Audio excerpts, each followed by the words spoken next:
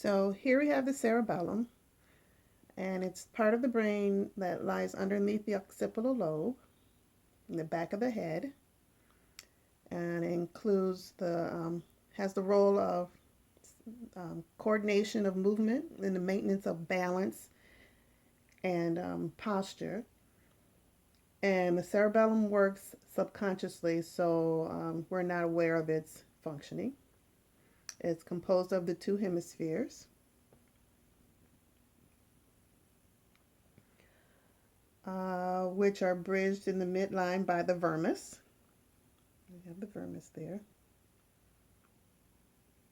The hemispheres extend laterally, which is sideways, and posterally, so that's why I tried to make it at least semi 3D. The surface of the cerebellum has very distinctive appearance. In the contrast, it has large folds in contrast to the large folds of the cerebral hemisphere, the surface of the cerebellum has fine folds called folia. And so, let's see, there we go. Okay. And let's see, we have the anterior lobe and the posterior lobe.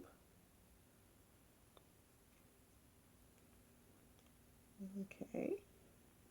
And we have the pons,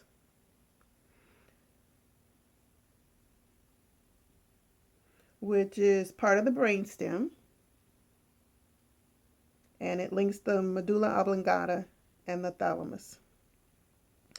And here I've sort of represented the medulla oblongata, which is anterior to the cerebellum and the central canal of the spinal cord. Okay, and then we have a different view, inferior view, and again the cerebellum hemispheres. In this view, I've represented the peduncle. So we have the superior cerebellar peduncle, little feet, inferior peduncle, and the middle peduncle. And again, the pons, which is in, we've got the midbrain, and then the pons, and the pons, which runs down to the medulla oblongata or connected to the medulla oblongata.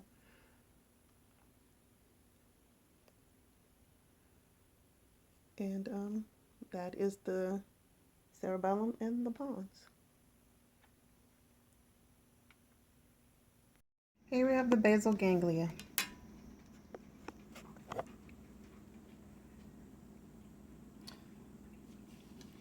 The basal ganglia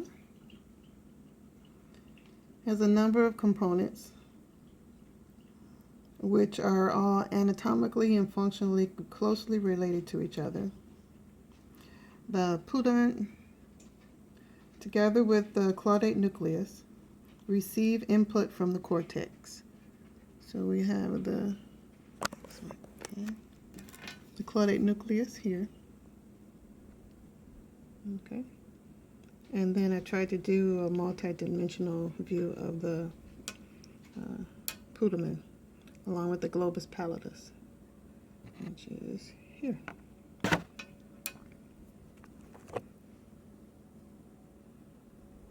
The globus pallidus relays information from the putamen to the midbrain, also known as the substantia nigra. So within the basal ganglia, we've got the lentiform nucleus made up of the putamen and the globus pallidus, all here. Okay, running to the head of the caudate nucleus, we've got the thalamus, and the tail of the caudate nucleus, which runs into the amygdala. Again, giving some perspective, I put hold the camera too.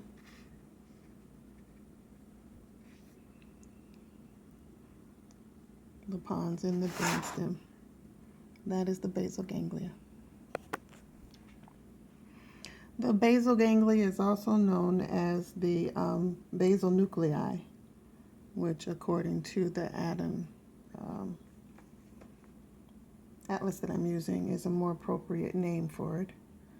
And it controls um, movement, the beginning or the initiation and termination of movement.